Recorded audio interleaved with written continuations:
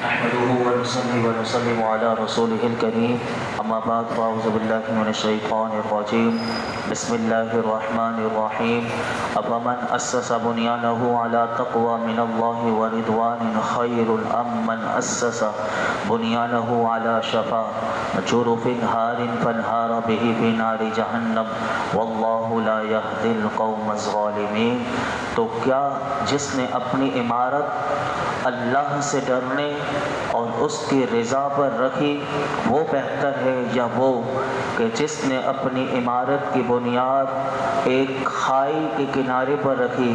جو گرنے والی ہے، پھر وہ عمارت اس اپنے بانی کو لے کر جہنم کی آگ میں گر پڑے اور اللہ ظالموں کو ہدایت نہیں دیتا۔ اس آیت مبارکہ کا خلاصہ یہ کہ جس شخص نے اپنے دین کی بنیاد تقوی اور اللہ کی رضا کی مضبوط سطح پر رکھی وہ بہتر ہے، نہ کہ وہ کہ جس نے اپنے دین کی بنیاد باطل اور نفاق کے ٹوٹے ہوئے کناروں والے گھڑے پر رکھی۔ یہاں پر ایک کتنی زبردست تشبیہ دے کر سمجھایا گیا کہ مقصد یہ ہے کہ پیچھے سن چکے تھے کہ مسجد ضرار اور منافقین کے سارے اعمال اس عمارت کی طرح ہیں کہ جو دریا کے نیچے سے کاٹی یا گلی ہوئی زمین پر بنا دی جائے اور پھر وہ زمین ماں اس عمارت کے دریا میں گر جائے۔ فرمایا کہ ایسے ہی منافقین کی مسجدیں ہیں کہ ان کی مسجد بھی دوزخ میں ہیں اور وہ خود بھی وہ دوزخ میں ہوں گے۔ تو یہاں سے پتہ چلا، علماء کہتے ہیں کہ اس سے پتہ چلا کہ ہر ایک کی میٹھی باتوں اور ظاہری نیکیوں کو دیکھ کر اس کے نیک ہونے کا یقین نہیں کر لینا چاہیے، کیونکہ ہر چمکدار چیز سونا نہیں ہوتی۔ اور یہ آیت مبارکہ اس بات کی طرف بھی ہم سب کی رہنمائی کرتی ہے کہ مسجدوں کی بنیاد تقوی اور اللہ کی رضا پر ہونی چاہیے۔ لہٰذا اگر کوئی مسجد بناتا ہے لیکن اپنی برادری کا علم بلند کرنے کے لیے یا اس طرح کے کوئی دوسری فخریہ چیز کے لیے مسجدیں نہیں بنانی چاہیے، یہ آیت یہ بھی پیغام دے رہی ہے۔ ہاں، لیکن اس کے ساتھ اگر اس کی نیت یہ ہے کہ نیک نامی ہو اور مسلمان اس مسجد بنانے والے کے لیے دعائے خیر کرتے رہیں، تو اس بات کی اجازت ہے کہ اگر وہ صرف اس کی نیت یہ ہے کہ میں مسجد اس لیے بناتا ہوں کہ تاکہ مسلمان اس مسجد میں نماز پڑھ کر ہمارے مرحومین کے لیے ایصال ثواب بھی کریں اور ان کے لیے دعائے خیر کرتے رہیں، تو یہ چیز جائز ہے۔ اسی طرح پھر آتا ہے کہ مسجد کے نام رکھنے پر بھی معاملہ آتا ہے، تو بعض لوگ اپنے اسی کے جس کے نام سے اس نے مسجد بنائی ہوتی ہے جس کے ایصال ثواب کے لیے، تو ناموں پر بھی وہ رکھنے کا ایک معاملہ آتا ہے۔ تو اس کے بارے میں بھی علماء نے لکھا کہ اگر نام رکھتے وقت مسجد کا ریاکاری کا اور فخر و تکبر کا اظہار کرنا مقصود ہے تو پھر یہ نام رکھنا بھی پھر حرام ہے۔ اگر مسجد سے مقصود یہ ہے کہ لوگوں کو مسجد بنانے کی ترغیب ملے، جیسے کسی نے مسجد بنائی تو جیسے کہ مثال کے طور پر بعض لوگ اپنی ایک برادری کے نام سے رکھتے ہیں، تو یہ فیملی بہت بڑی، یعنی ان کو اللہ نے بہت مال سے نوازا ہے، تو اس کو دیکھ کر بعض پیسے والے تاکہ ان کو بھی یہ ترغیب ملے وہ بھی مسجد بنائیں۔ اگر اس نیت سے ہے تو پھر یہ علماء نے اس بات کو جائز لکھا کہ دعائیں خیر کرنے کی نیت سے اور لوگوں کو ترغیب ملے تو پھر نام بھی ان کے نام پر مسجد کو رکھا جا سکتا ہے۔ آگے ارشاد فرمایا لا يزال بنيانهم الذي بنوا ريبة في قلوبهم إلا أن تقطع قلوبهم والله علیم حکیم۔ اور ان کی تعمیر شدہ عمارت ہمیشہ ان کے دلوں میں کھٹکتی رہے گی مگر یہ کہ ان کے دل ٹکڑے ٹکڑے ہو جائیں، اور اللہ علم والا حکمت والا ہے۔ اس آیت میں ان منافقوں کو کہا گیا کہ منافقوں نے جو مسجد ضرار جو عمارت تعمیر کی تھی وہ ہمیشہ ان کے دلوں میں کھٹکتی رہے گی اور اس کے گرائے جانے کا صدمہ باقی رہے گا، یہاں تک کہ وہ قتل ہو کر یا مر کر یا قبر میں یا جہنم میں ان کے دل ٹکڑے ٹکڑے ہو جائیں۔ مطلب اس کا یہ ہے کہ ان کے دلوں کا غم و غصہ، قرآن کہتا ہے کہ وہ جو مسجد ضرار گرائی گئی تو ان کو جو غم و غصہ ہے تو کہا مرتے دم تک یہ غم و غصہ باقی رہے گا۔ اور علماء نے کہا اس کے معنی یہ بھی ہو سکتے ہیں کہ جب تک ان کے دل اپنے قصور کی ندامت اور افسوس سے پارا پارا نہ ہو اور وہ اخلاص سے تائب نہ ہو جائیں، اس وقت تک وہ اسی رنج و غم میں رہیں گے۔ یہ اللہ کی طرف سے ان کے لیے سزا ہے۔ تو اس آیت سے ہمارے لیے کیا سبق ہے؟ ہمارے لیے یہ سبق ہے کہ اعمال کے معاملے میں عقائد کا درست ہونا اور باطن کا صاف ہونا یہ بنیاد کی حیثیت رکھتا ہے کہ جس طرح پانی پر کوئی عمارت قائم نہیں ہو سکتی، بلکہ عمارت کو قائم کرنے کے لیے سخت زمین پر اسے بنایا جاتا ہے، تو کہا کہ اعمال کی بنیاد، اعمال کے قائم رہنے کے لیے ضروری ہے کہ ان کی بنیاد جو ہے سب سے پہلے درست عقائد اور بندے کا باطن تکبر اور ریا سے پاک ہونا ضروری ہے۔ اگر کسی کے عقیدے درست نہ ہو، بعض لوگ کہتے ہیں سب کچھ صحیح ہے، سب لوگ صحیح ہیں، بس یہ عقیدے بس اپنا عقیدہ یعنی جو بھی ہے، تو یاد رکھیے کہ عقائد کا علم سیکھنا یہ بہت ضروری ہے کہ ہمیں اپنے عقیدے کے بارے میں تمام باتیں پتہ ہونی چاہیے۔ تو عقائد درست نہ ہو یا عقائد میں پلپلاپن ہو اور باطن بھی صاف نہ ہو تو علماء نے فرمایا ان اعمال کی عمارت قائم نہیں رہ سکتی۔ اس لیے ہر عقل مند انسان پر یہ لازم ہے کہ وہ اپنے دین اور اعمال کی بنیاد درست عقائد پر، اخلاص پر اور تقوی و پرہیزگاری پر رکھے، تو پھر اسے اس کے اعمال کا نفع اس کی قبر میں بھی ملے گا اور قیامت کے دن اسے آخرت میں بھی ملے گا۔ آگے ارشاد فرمایا ان اللہ اشترى من المؤمنین انفسهم واموالهم بان لهم الجنہ یقاتلون فی سبیل اللہ فیقتلون ویقتلون وعدا علیہ حقا فی التوراۃ والانجیل والقرآن ومن اوفى بعهده من الله فاستبشروا ببيعكم الذي بايعتم به وذلك هو الفوز العظيم۔ بے شک اللہ نے مسلمانوں سے ان کی جانیں اور ان کے مال اس بدلے میں خرید لیے کہ ان کے لیے جنت ہے، وہ اللہ کی راہ میں جہاد کرتے ہیں تو قتل کرتے ہیں اور شہید ہوتے ہیں،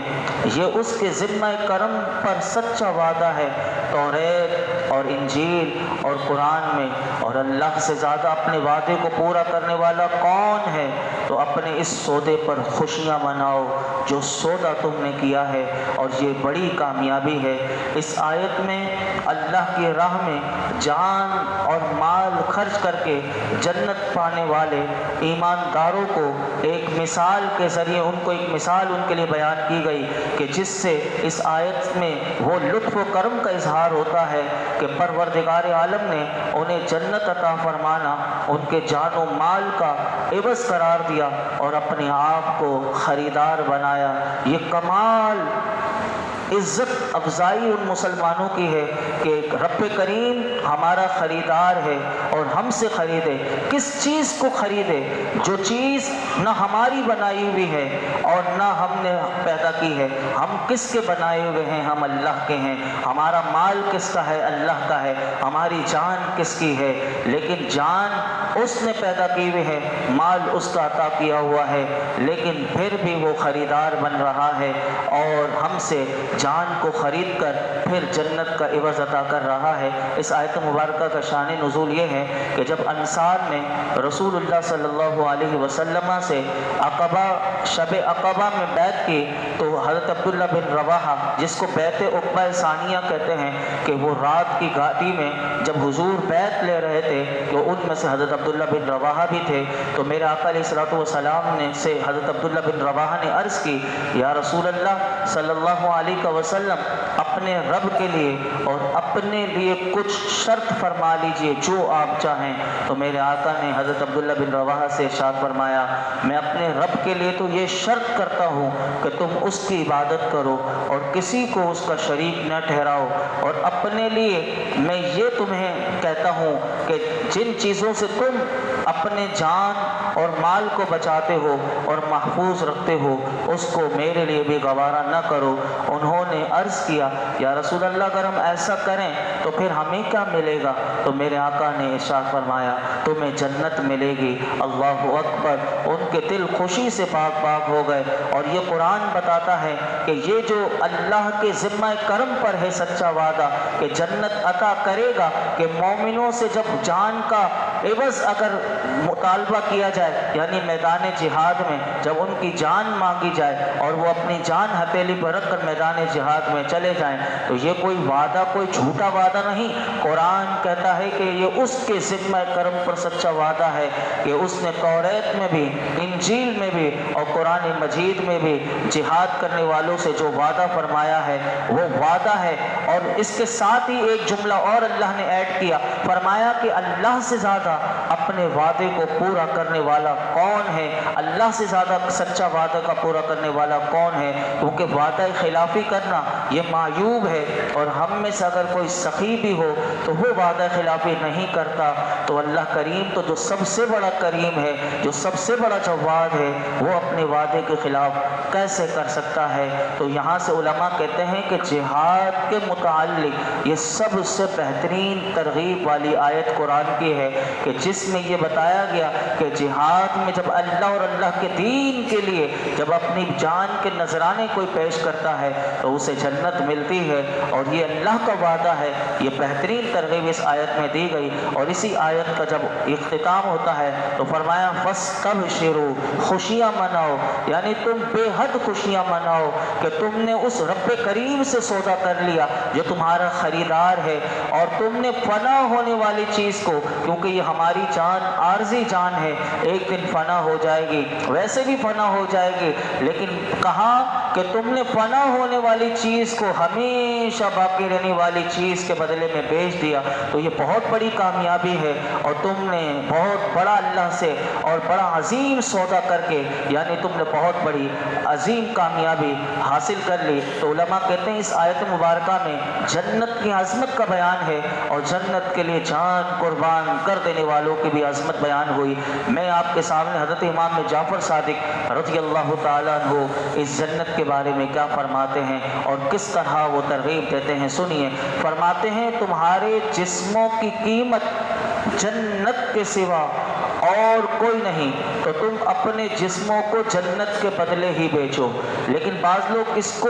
پڑھ کر بھی خودکش لوگوں کو سنا کر، یہ خودکشی والا نہیں، جیسے بعض جو گمراہ لوگ ہوتے ہیں ایسی باتیں پڑھ کر لوگوں کو کہ جس میں لوگوں کی تباہی ہو، یہ جہاد سے متعلق ہے کہ وہ جس میں تمہارے جسموں کی قیمت جنت کے سوا اور کوئی نہیں، تو اپنے جسموں کو جنت کے بدلے ہی بیچو۔ تو بعض لوگ اس سے غلط فہمی لیتے ہوئے وہ خودکش بمبار بھی تیار کرتے ہیں، اور وہ اپنے آپ کو پھاڑ دیتے ہیں اور لوگوں کو تباہی سے دوچار کرتے ہیں۔ یہ اس کا مطلب نہیں ہے، بلکہ یہ اللہ کے دین کی سربلندی کے لیے اگر موقع آئے تو اپنی جانوں کے نذرانے پیش کرنا چاہیے۔ یہاں جنت کی طلب میں صحابہ کا جذبہ کیا ہوتا تھا، میں ایک حکایت آپ کے سامنے رکھتا ہوں۔ حضرت حکم بن عبد السلام رضی اللہ تعالیٰ عنہ سے مروی ہے کہ جنگ موتا میں جب حضرت جعفر بن ابو طالب رضی اللہ تعالیٰ عنہ شہید کر دیے گئے تو لوگوں نے بلند آواز سے حضرت عبداللہ بن رواحہ کو پکارا۔ آپ اس وقت ایک لشکر کی طرف موجود تھے، اور 3 دن سے حضرت عبداللہ بن رواحہ نے کچھ بھی نہیں کھایا تھا، اور اس وقت دیکھیے صحابہ کا جذبہ دیکھیے، کھانے پینے کی انہیں کوئی فکر نہیں، 3 دن سے کچھ نہیں کھایا۔ تو راوی کہتے ہیں آپ کے ہاتھ میں ایک ہڈی تھی جسے بھوک کی وہ اتنی شدت تھی کہ اس ہڈی کو آپ چوس رہے تھے تاکہ اپنی بھوک کو مٹا سکیں۔ تو حضرت جعفر بن ابو طالب رضی اللہ تعالیٰ عنہ کی شہادت کی خبر سنی تو آپ نے بےتاب ہو کر اس ہڈی کو پھینکتے ہوئے یہ کہتے ہوئے آگے بڑھ گئے، اے عبداللہ ابھی تک تیرے پاس دنیاوی چیز موجود ہے؟ ابھی پھر آپ بے جگری کے ساتھ آپ دشمن پر ٹوٹ پڑے، یہاں تک کہ اس دوران تلوار کے وار سے آپ کی انگلی کٹ گئی۔ جب انگلی کٹی تو پھر کیا شعر پڑھتے ہیں، اس کا اردو میں ترجمہ میں آپ کے سامنے رکھتا ہوں۔ آپ وہ اشعار یہ دیکھیے کہ میدان جہاد میں بھی اللہ سے کیسی محبت ہے، اللہ اکبر۔ تو جب انگلی کٹی میدان جہاد میں تو کہنے لگے کہ تو نے صرف یہ انگلی کٹوائی ہے اور راہ خدا میں اللہ کی راہ میں یہ کوئی بڑا بڑا کارنامہ نہیں۔ اے نفس شہید ہو جا، ورنہ موت کا فیصلہ تو تجھے ویسے ہی قتل کر ڈالے گا اور تجھے ضرور موت آئے گی۔ تو نے جس چیز کی تمنا کی تجھے وہ چیز دے دی گئی۔ اب اگر تو بھی ان دونوں یعنی ان سے پہلے دو شخصیات شہید ہو چکی تھی، حضرت زید بن حارثہ اور حضرت جعفر بن ابو طالب، اور میرے آقا مدینے میں اپنے صحابہ کو بتا رہے تھے کہ جنگ موتا میں اب جنگ کا علم زید بن حارثہ کے ہاتھ میں، وہ شہید ہو گئے، میرے آقا وہاں رو رہے ہیں، میرے آقا مسجد نبوی شریف میں بیٹھ کر اس منظر کی کشی کر رہے ہیں۔ لیکن میں تو آپ کے سامنے وہ بتا رہا ہوں کہ حضرت عبداللہ بن رواحہ نے یہ کہنے لگے کہ اب اگر تو بھی ان دونوں کی طرح یعنی حضرت زید بن حارث اور حضرت جعفر بن ابو طالب کی طرح شہید ہو گیا تو کامیاب ہے، اگر تو نے تاخیر کی تو تحقیق بدبختی تیرا مقدر ہوگی۔ پھر اپنے نفس کو مخاطب کرتے ہوئے آگے بڑھے، اے نفس تجھے کس چیز کی تمنا ہے؟ کیا فلاں کی؟ تو سن اسے 3 طلاق۔ کیا تجھے فلاں لونڈی اور غلام فلاں باغ سے محبت ہے؟ تو سن اپنی یہ سب چیزیں اللہ اور اس کے رسول کے لیے چھوڑ دے۔ اے نفس تجھے کیا ہو گیا کہ تو جنت کو ناپسند کر رہا ہے؟ ایسا موقع آ جاتا ہے کہ بندہ اپنی جان کو قیمتی سمجھ کر پھر میدان جہاد میں بھی شیطان وہاں پر بھی نہیں چھوڑتا کہ اس وقت انسان کو اپنی جان سے بڑی محبت ہو رہی ہوتی ہے۔ آپ اپنے نفس کو مخاطب کرتے ہوئے کہہ رہے ہیں کہ کیا تو جنت کو ناپسند کر رہا ہے؟ میں اللہ کی قسم کھاتا ہوں کہ تجھے اس میں ضرور جانا پڑے گا۔ اب تیری مرضی ہے کہ تو خوشی سے جا یا مجبور ہو کر جا، خوش ہو کر جا، بے شک پھر وہاں تو مطمئن رہے گا۔ تو پانی کا ایک قطرہ ہی تو ہے، یعنی اپنے آپ کو کتنا یعنی عاجزی کے اس اعلیٰ مقام پر پہنچا کر کہنے لگے تو پانی کا ایک قطرہ ہی تو ہے، یعنی انسان کا وجود کیا ہے؟ انسان غور کر لے، ہر انسان ایک پانی کا ناپاک قطرہ ہی ہے، اسی سے اللہ اسے وہ بناتا ہے۔ تو آپ کہنے لگے تو پانی کا ایک قطرہ ہی تو ہے۔ پھر آپ دشمنوں کی صفوں میں گھسے اور لڑتے ہوئے جام شہادت نوش کر گئے۔ اس آیت سے یہ معلوم ہوا کہ علماء کہتے ہیں اللہ کی نعمت ملنے پر خوشی منانا یہ اچھا ہے، اور یہ بھی معلوم ہوا کہ جنت یا کوئی دوسری بشارت ملے اس پر خوشی کا اظہار کرنا چاہیے، جیسا کہ اس آیت میں باقاعدہ اللہ نے اس کا حکم دیا، فَاسْتَبْشِرُوا کہ تم خوشیاں مناؤ کہ اپنے اس سودے پر جو سودا تم نے کیا ہے، بے شک یہ بہت بڑی کامیابی ہے۔ اللہ رب العالمین ہم سب کو اپنے اور اپنے حبیب کی سچی محبت عطا فرمائے اور قرآن و حدیث کا فہم عطا فرمائے، ہمیں اپنے باطن کی صفائی پر اللہ غور و فکر کرنے کی توفیق عطا فرمائے کہ ہم اپنے باطن کو صاف ستھرا رکھیں۔ الحمدللہ رب العالمین والصلاة والسلام علی سید الانبیاء والمرسلین وعلی آلہ واصحابہ اجمعین۔ اے اللہ پاک جو کچھ سنایا اس میں کوئی غلطی کوتاہی ہو معاف فرما، اپنی بارگاہ میں قبول فرما۔ اے اللہ تو ہم سے ہمیشہ کے لیے راضی ہو جا، ہماری بے حساب مغفرت فرما، ہمارے والدین کی مغفرت فرما، میرے آقا کی تمام امت کی مغفرت فرما، زاہد بھائی کی والدہ کی مغفرت فرما، مولائی کریم نوید بھائی کے والدین کی مغفرت فرما، ڈاکٹر خورشید صاحب کی ساس کی مغفرت فرما۔ اللہ جس نے دعا کے لیے کہا، جس کے جو نیک مقاصد ہیں اس میں کامیابی عطا فرما۔ یا رب العالمین اس درس قرآن میں یہ جتنے حاضرین موجود ہیں، جس کے دل میں جو مراد ہو پوری فرما دے، سب کی حاجتوں کو پورا فرما، ہم سب کو خوشیاں عطا فرما۔ یا اللہ خوشیاں بانٹنے والا بنا دے، آسانیاں عطا کر، ہمیں آسانیاں دینے کا شرف عطا کر دے، ہمیں خیر عطا کر دے، ہمیں خیر بانٹنے والا بنا دے۔ یا اللہ ہماری ذات سے لوگوں کو خیر ہی خیر ملے،